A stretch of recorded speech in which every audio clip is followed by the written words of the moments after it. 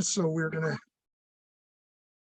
get rolling here, and anyone who comes in or isn't able to make it can get the recording. Again, gentlemen, thank you for joining me tonight for the fourth night of this offering that Thriving Man has put out there. I'm excited to engage you guys tonight in regards to tonight's offering of the Sacred Masculine, honoring your spiritual calling.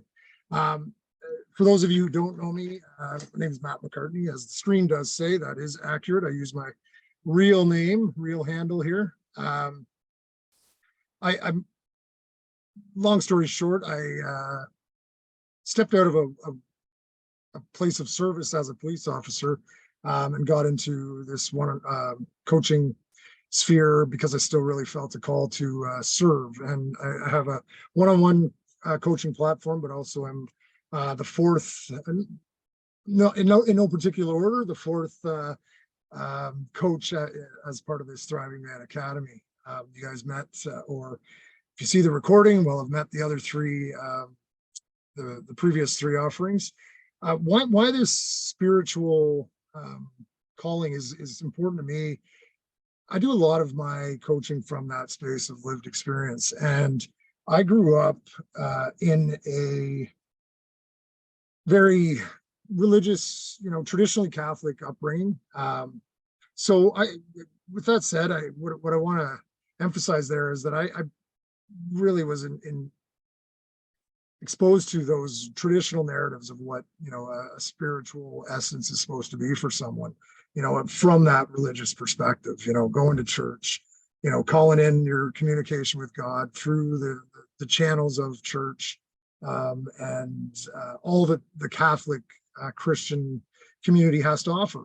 And I had some positive experiences growing up in that sphere. I also had some not so positive experiences, some that really challenged my way of thinking in regards to, is this the right thing for me?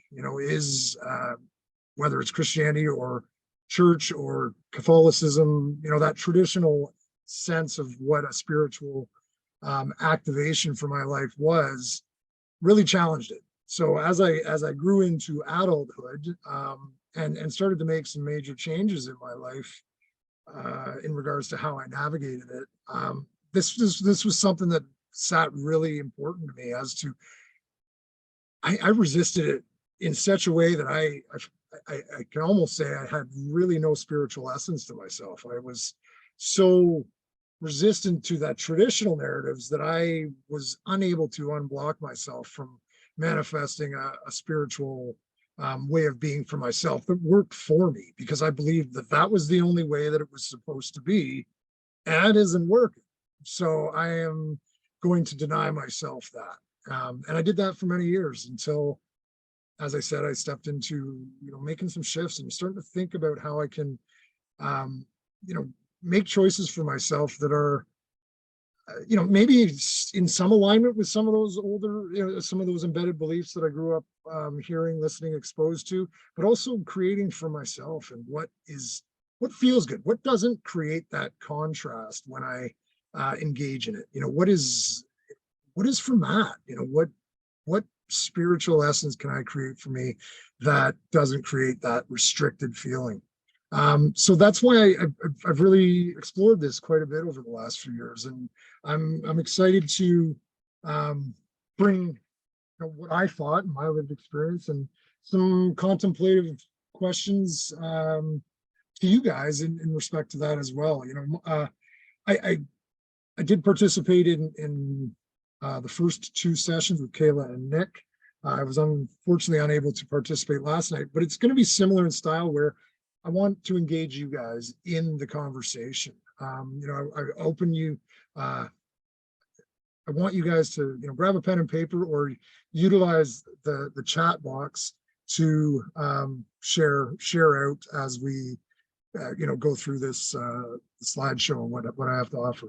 So I'm going to share the screen real quick here, and we're going to move into here. showing up for everyone okay? Give me a thumbs up. Awesome. Awesome.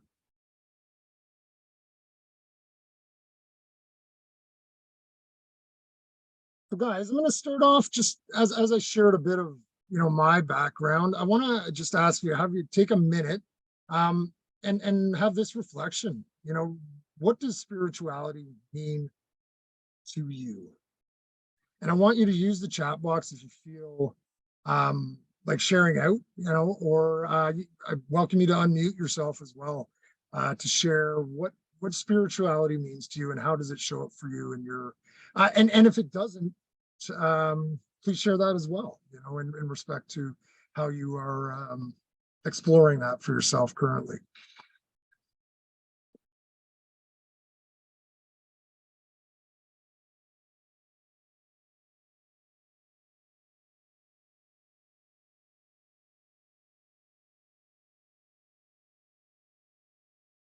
Like that, a connection with lost loved ones.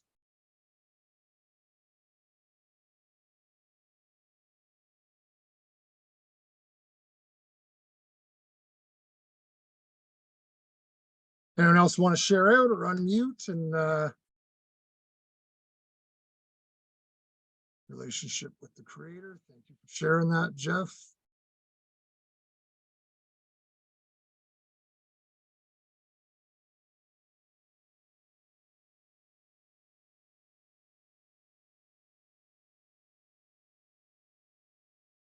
And the next question in this little micro section here, Chris, believe in a higher power or force. I like that.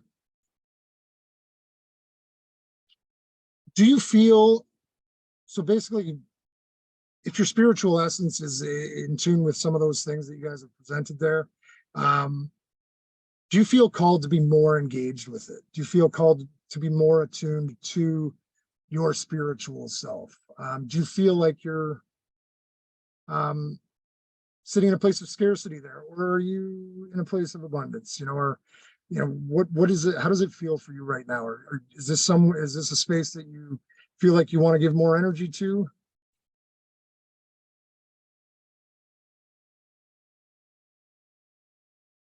Take a spirituality as a way to ascend, transcend another aspect of myself, supposed to rally people.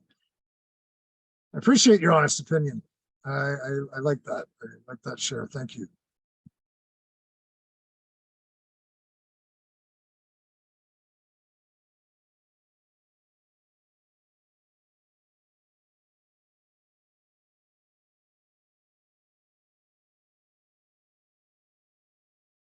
So here's the definition of spirituality. I don't attune to definitions so much to say, but I'm going to present it before we go into the next part of this. Spirituality involves the recognition of a feeling, sense, or belief that there's something greater than myself, something more to being human than the sensory experience, and that the greater whole of which we are a part of is divine in nature.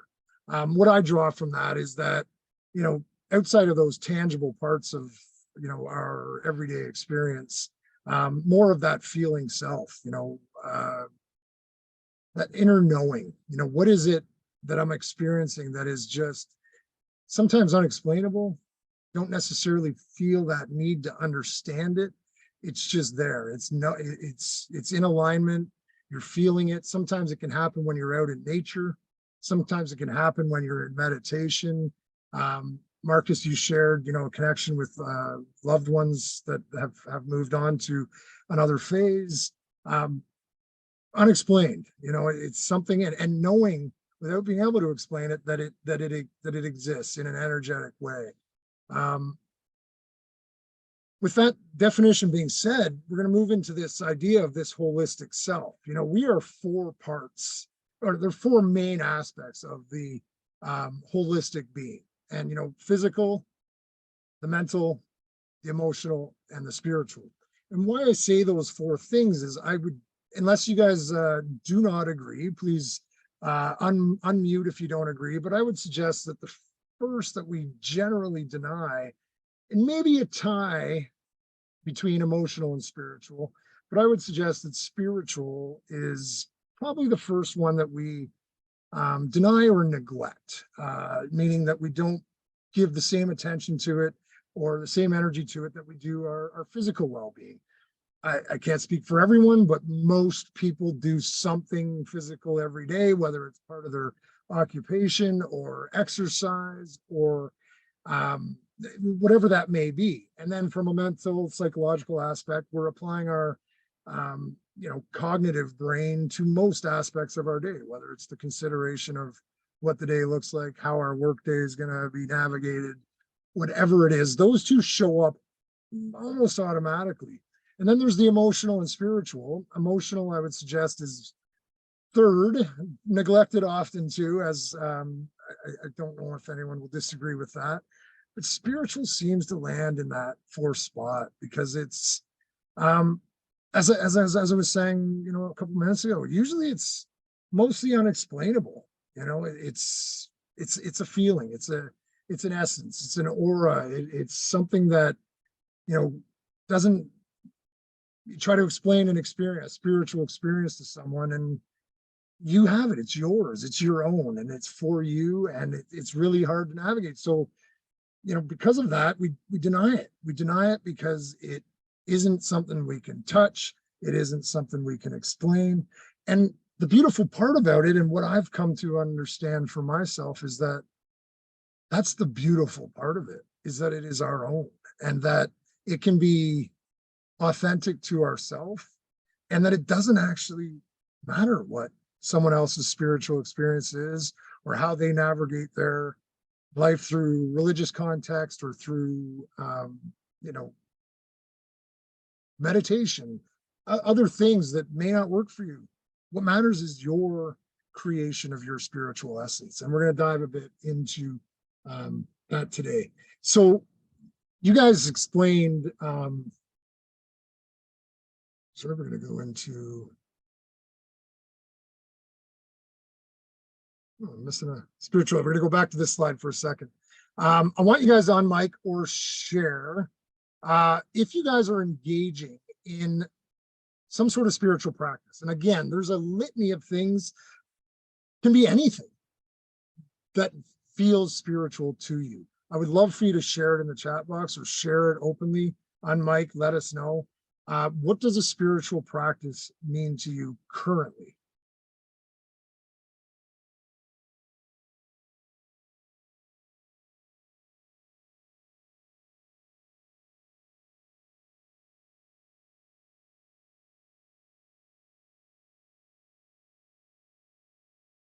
A way to take a pause, meditate, and talking whatever is greater than you to recalibrate.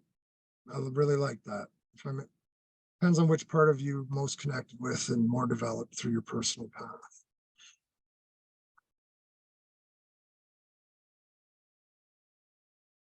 Chris, I appreciate that, man. I really do. I appreciate the open honesty. And we're gonna. Here's what I'm gonna challenge you, though, Chris. I bet you do.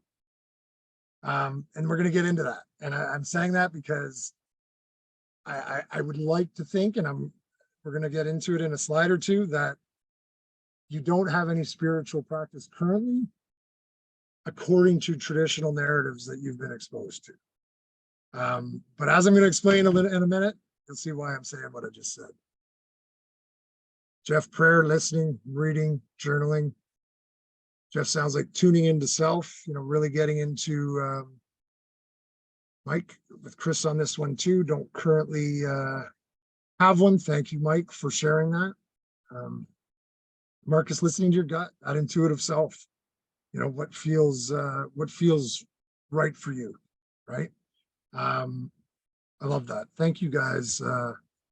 Thank you guys for sharing that.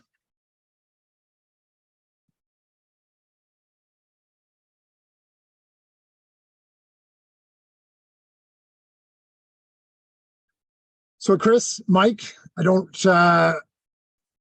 even though you already shared that you don't feel you have spiritual practice currently, I'm going to ask you guys this next question. We're mind, body, and soul.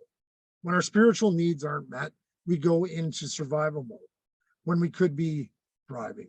And why I say that, part of the mantra of Thriving Man Academy is trying to shift, support and help humans and guide humans shift from that survival mode to thriving mode. And surviving in the spiritual essence can mean just not knowing. And the beautiful part about it is that not knowing can be a very beautiful part of spirituality, as we've already explained. So I'm going to ask you just this quick question in regards to your spiritual self. Would you suggest that you are currently in a survival mode, or do you have a thriving spiritual essence or thriving practice?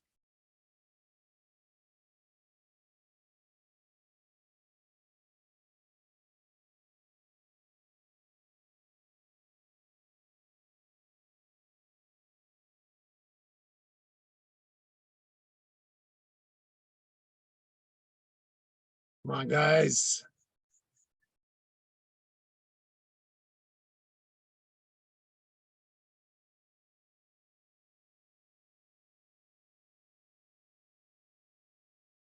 I'm going to call Edwidge. Edwidge, again, I hope I'm pronouncing that correctly. You've shared some beautiful things. Would you consider that you love to meditate under the rain, your lights on, active thinking? You've shared that you like to pause, meditate, to recalibrate. Would you suggest that you are feeling attuned to your spiritual essence, meaning that you would be in a thriving state? Or do you want to put a lot more work into that? Is that something that you feel you um, need that work on?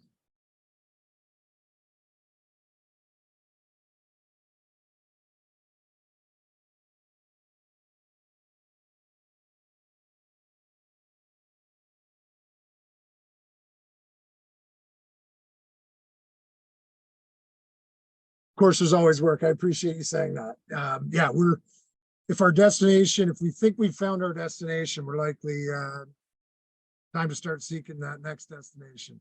And always wanting to grow and work on all parts of ourselves is imperative, and I appreciate that.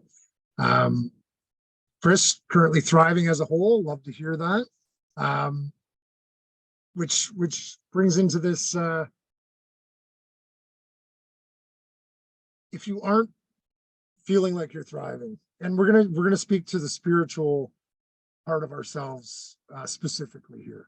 What could it have been? Whether it's, as I explained my own lived experience growing up. So I had some negative experiences in the Christian Catholic environment, which set up roadblocks. I had these limiting beliefs that is what spirituality was. So anytime I heard the word spirituality or heard the word church or prayer or God, Jesus, anything, I had this like restricted, contrasting feeling that used to present itself, which completely blocked me from engaging in a spiritual path. So, if you're finding yourself in survival mode in that spiritual sphere, what was it? What was it that, and you can write this down for yourselves, something to take a minute and contemplate. What was it that's held you back from exploring this space for yourself? Please, again, we're a community that's safe to share and open up. So if you want to unmic and share a bit of what comes up there, please let us know.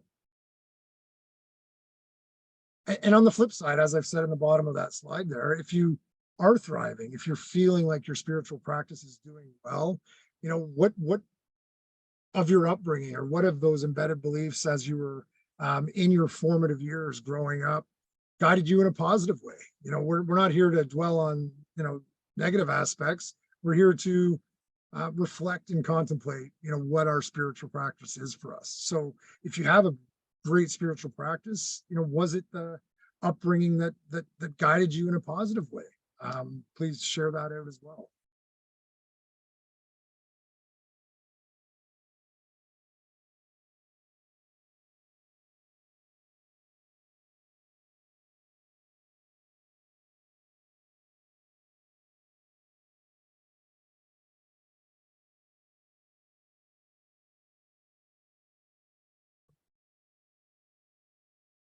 Well, I'm going to share.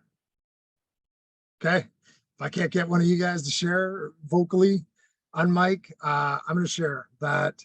Um, you know, oh, we got some chat. So I went to the beautiful, Marcus. I appreciate that. Which is a common narrative, right? You know, you get your upbringing is well, you use the word forced. You know, it gets you into a space that whether you as a kid you feel these contrasting feelings and you're not sure what to do with them because your whole community is expecting something of you, expecting you to participate. And when I say community, that could mean your intimate family, or greater. And why, you know, I know Mormon communities can be quite vast, and you know, probably a lot of pressure and expectation to show up in that space. And then as you grow into adulthood, you know, you start to wonder, you know, I'm still having these feelings. You know, what is it that doesn't feel right about this? And when you start to make those choices for yourself, what does, can I ask you to, you know, either share in the feed when you started to choose differently? Sorry, did you start to choose differently for yourself? And you can unmic if you want, or you can share in the. I resisted a lot. Like when I was in high school, I kind of just would not have anything to do with it, but I still had to go. And yeah, I guess I definitely dragged that into adult life. But I have had a good relationship with my mom, and she's not religious, but she's quite spiritual, and that's when it started kind of rubbing off on me, I guess, in a positive way. Awesome, awesome.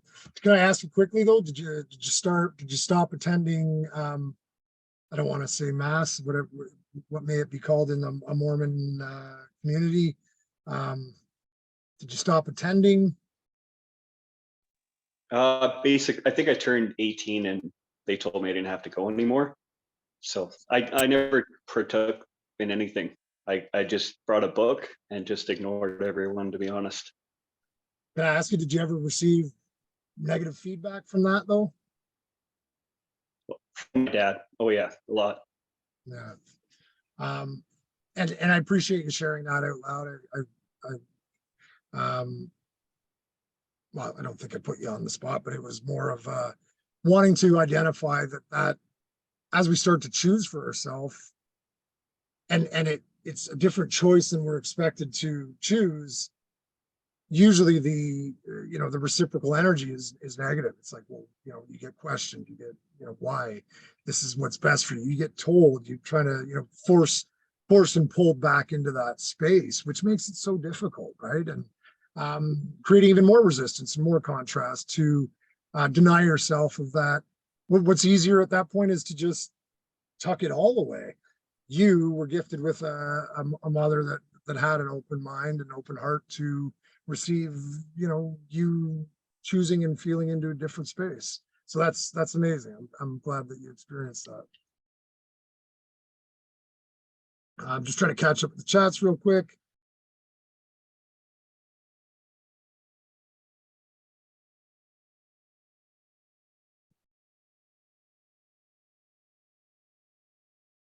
Jeff, I'd love for you to share that, man. Brought up as a Christian, a large part set the stage for the rest of my life, mostly due to unanswered questions on some topics, which please share out, Jeff, if you're willing to unmic and let us know what that looked and felt like for you. So I would say that the 90% good was really just, I grew up in a very free Christian environment that just taught us to seek truth above all things. I did not grow up in some of the possible expressions of that faith that can be really restrictive. I was always taught to explore. I think part of it, where there was missed stuff, I think was around some of the raw masculine energy. This is actually why I chose to show up. the stuff that's missing, I think, in some of the conversations that we had as young people was just a lot of the space for kind of that raw masculine productive power. There's a negative side to masculinity that's very destructive. There's a positive side to masculinity that's very, very positive. It's the thing that makes the world. And it was just, I think the one thing that was kind of problematic was just the general kind of feminization of a lot of the religious activities. It's highly emotional in a way that it's a little bit different than a male expression of emotion in some regard. So for me, it's a little bit tricky. Like, I would say I'm an emotional person, but I'm not an emotional person maybe in the same way that others are, or in the same way even my wife is. So just the conversations around that, conversation around beauty, being able to finding the appropriate ways to celebrate beauty. There's a lot of space around like certain moral behavior, but I think that's all often the young men who grow up in that community that end up in kind of tough stuff like with porn or other different topics.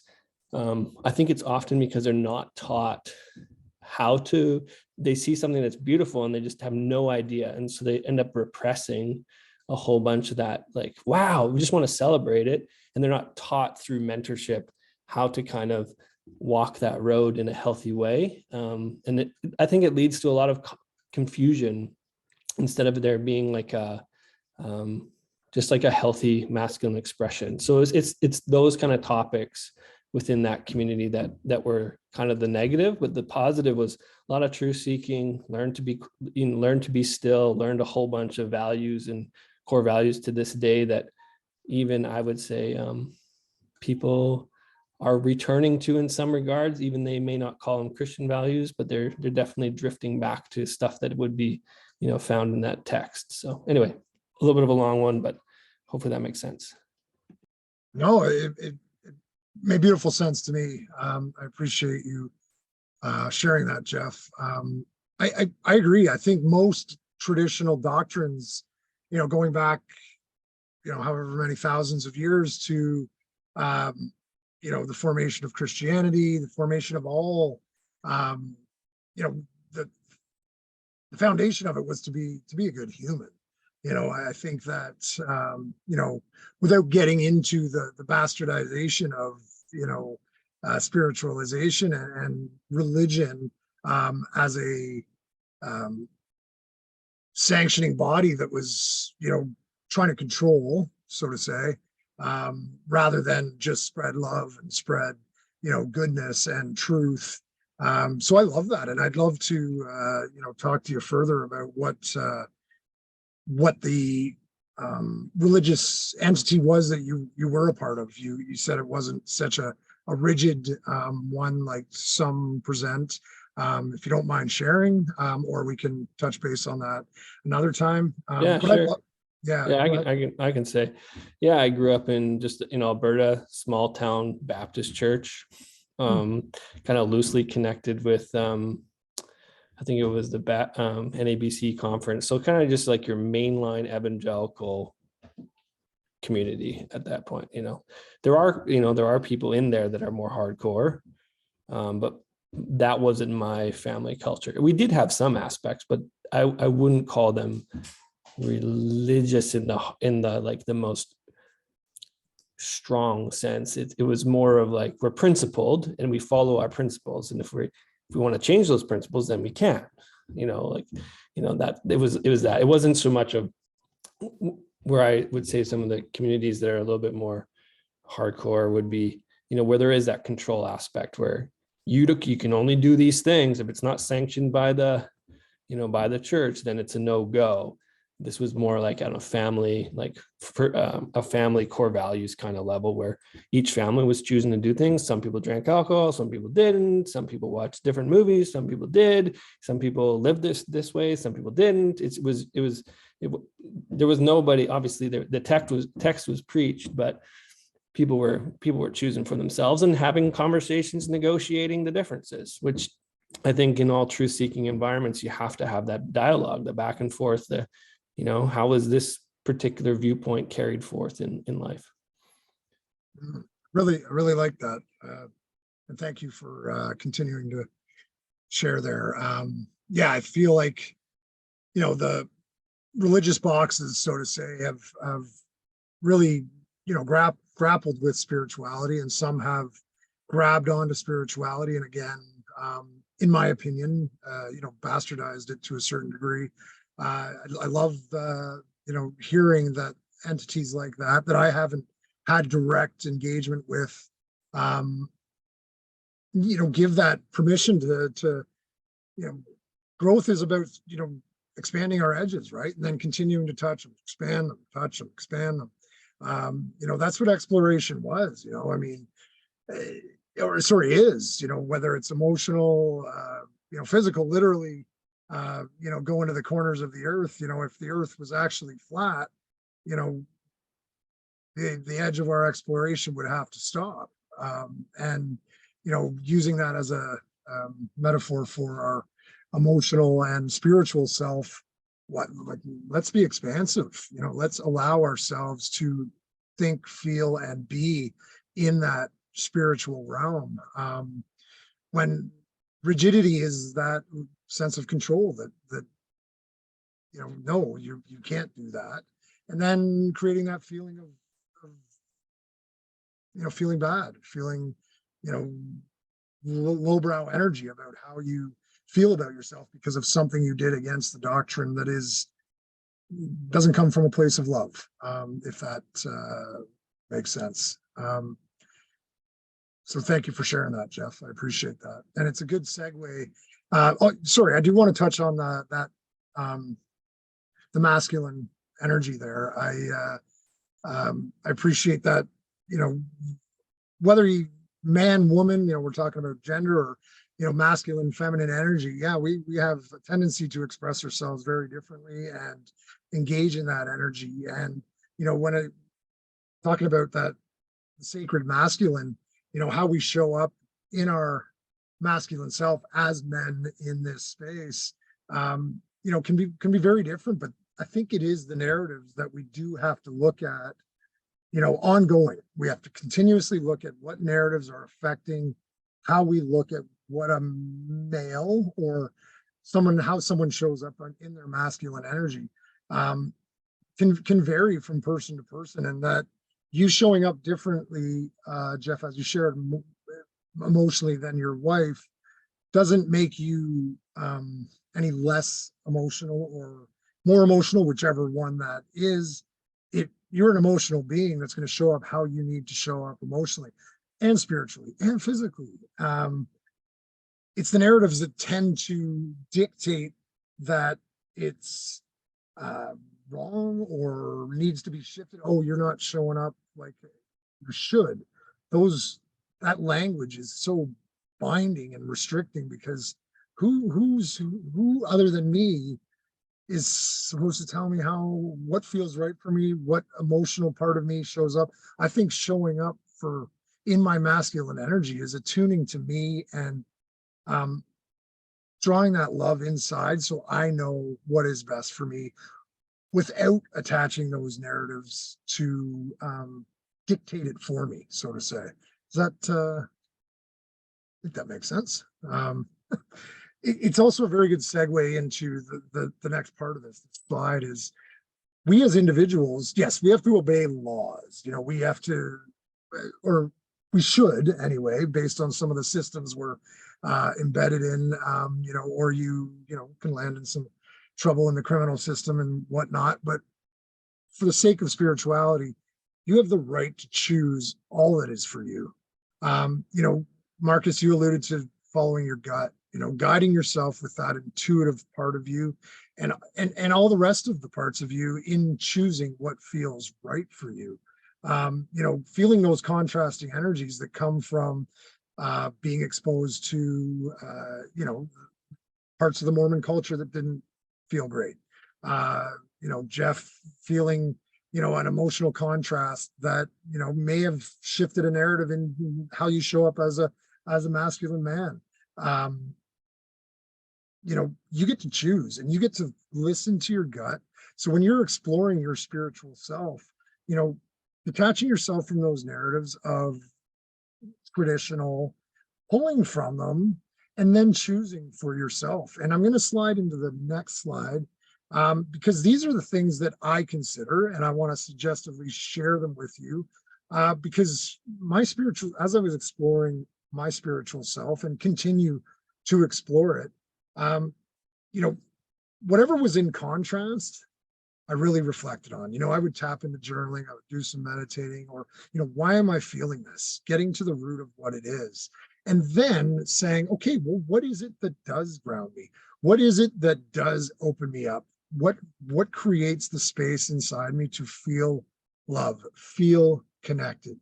What supports the best version of me and what brings me peace and joy?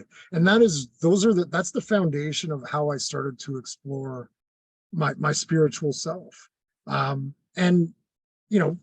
I welcome you guys to jot some of these things down and take a moment to reflect on them as you expand this exploration of your spiritual self. Because as we go into the parts of us, and this is going to tie right back to closer to the beginning, Chris, when I said that I bet you do have some spiritual practices, because if we let's just for the sake of the moment take away those traditional narratives of what spirituality looks like. For me, when I'm calling in a contemplative energy, and tapping into that spiritual essence of myself, I'll engage in some stillness, some quiet, maybe a meditation, some journalism, journaling. And in that, I tap into a part of me that doesn't necessarily need answers. It quiets my mind. It brings that feeling of love for myself out. And I believe that is part of my spiritual self, that gets, turns that noise off, that external noise where I can just be with me. I can call in another human to participate in it with me for sure, but I can be there with me, for me, loving me. And that is the part of self that is supporting me spiritually. And, whether it's movement, this is where I'm calling you out, Chris. When you get to the gym and you're, working out, moving, I bet you have cathartic moments. And I'm going to, correct me if I'm wrong, where you feel like you are engaging a part of you that is beyond, you're tapping into something a little different than, or in a deep conversation, when you were out in the bush during the process, did you experience something different than your normal experience in your physical and emotional self that was unexplainable, or something that you didn't fully understand but felt right about it? A lot of people explore their spiritual self through their creative self, music, art, gardening, I put construction, but by that I meant building something, cooking. I've watched people commit to cooking a meal with such depth, soul energy, and it comes out, man. That fucking meal tastes epic. And it is because it came from a part of themselves that was unexplainable. Again, it's the spiritual essence of themselves. And I want to ask you guys, do any of these resonate? Are these parts of you that you feel help support or guide you into that spiritual part of yourself? And please share in the chat or share out loud.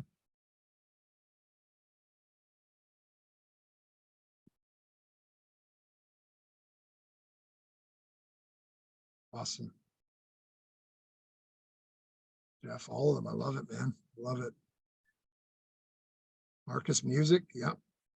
Chris, please share, brother.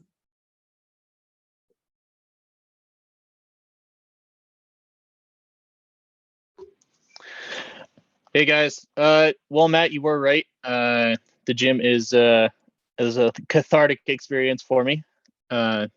even at the best of times when everything's going right. And you were right on the second point of, yeah, I did start questioning myself during the process, and it started immediately during that during the first evolution that we did, which was the run, because I am not a runner. Even last night, I would say that I'm going to be a little cheesy and admit that I'm a Taylor Swift fan. And one of my favorite songs is called Betty. And you guys might have seen the Instagram reels of this guy that remade part of her song from like the male version of one of her other songs. So I was listening to Betty, thinking about like what the girl's perspective of like the same story that she's telling. And I had a nice little breakdown while I was stretching. And I mean, like, yeah, I think sometimes my spirituality shows up through like just the random funny things that I think of, and just being like, oh, well, that's a good thought. Or while I'm working out, those resting sets of like, well, what am I going to do with the rest of my life? Like, I'm still dealing with a back injury. Am I going to keep working out? And it's like, yeah, I'll keep working out. We're going to keep doing this. I love it, brother. I love it. And what's beautiful is that there's a new awareness that, as I've said, you get to choose what's for you, what creates that feeling within you, what surfaces it for you. And I just want to also emphasize that none of this is to devalue or pull any of the energy away from the traditional narratives as well. God, Christianity, whatever your belief system that you are exposed to or continue to be attached to, can be beautiful and something that works for you 1,000,000%. This is, I hope none of the energy of this is suggesting a drawness from that.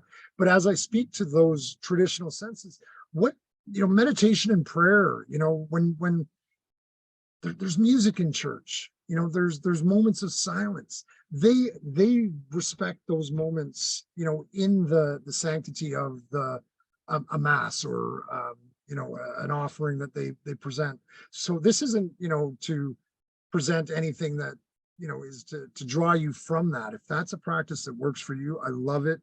And I just want to expand the awareness that spirituality again is about you and what works for you, what you can be attuned to, what feels right for you, what your intuitive self feels is best for you, that you get to choose. And those traditional narratives, those traditional spaces that present or that we were exposed to, I'm asking you to reflect on them and choose them for you rather than choosing them because you were told to or had to or continued to be exposed to.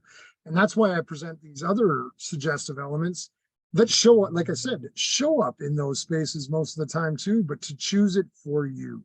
And, speaking to that masculine energy, Jeff, of creating for self, we get to choose. We are our own human, that gets to pick little pieces of everything, create our own narrative, create whatever is best for us. What I want to emphasize though is that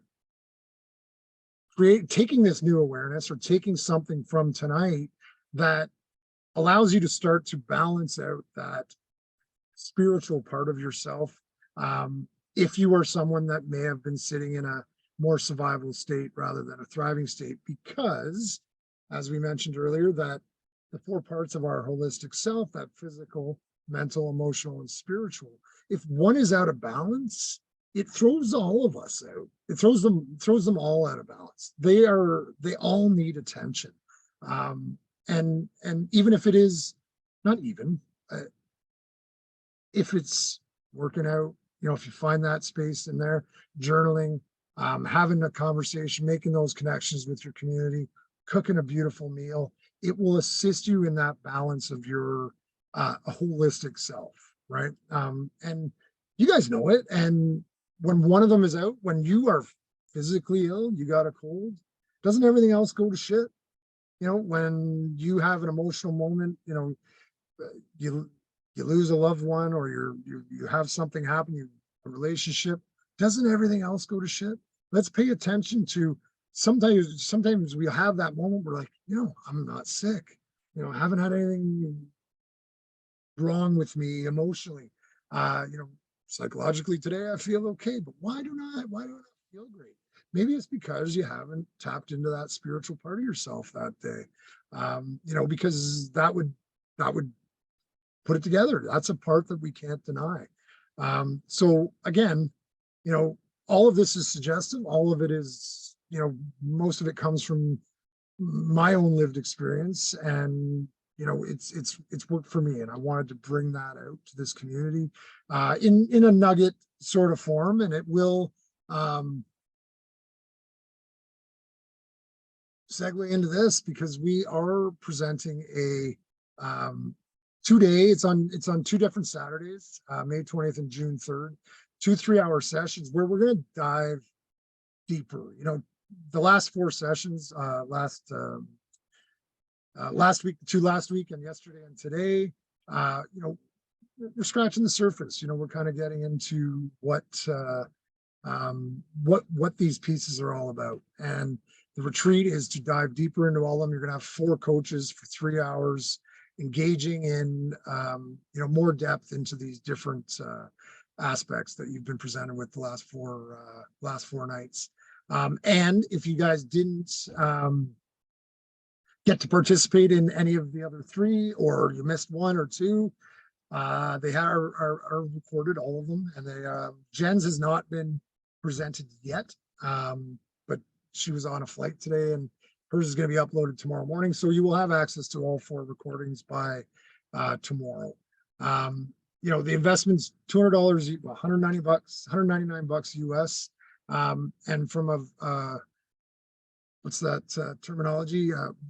Return on investment. You're going to get 4 coaches, 6 hours of really depth engagement into these 4 different parts of yourself. The mental clarity, that holistic well-being that Nick put out there, from nutrition to hydration, and balance, that Kayla delivered on the first night.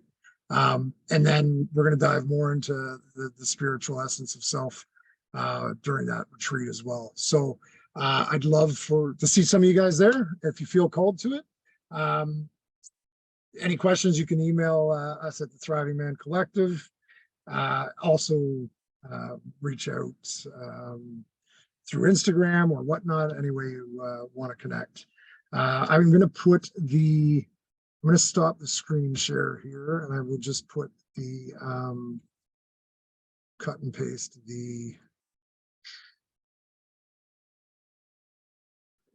while I'm doing this cut and paste, guys. If you want to unmute, if anyone has any questions, I'm going to open up the floor to you guys.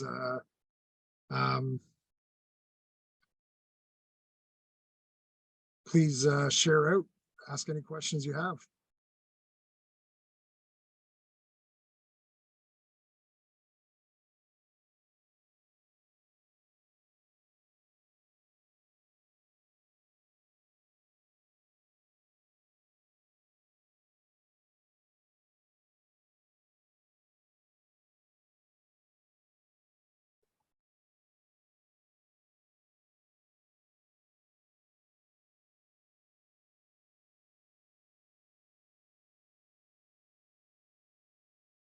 If you guys want to cut and paste that link or something, that is the link to join the retreat, just so you have it.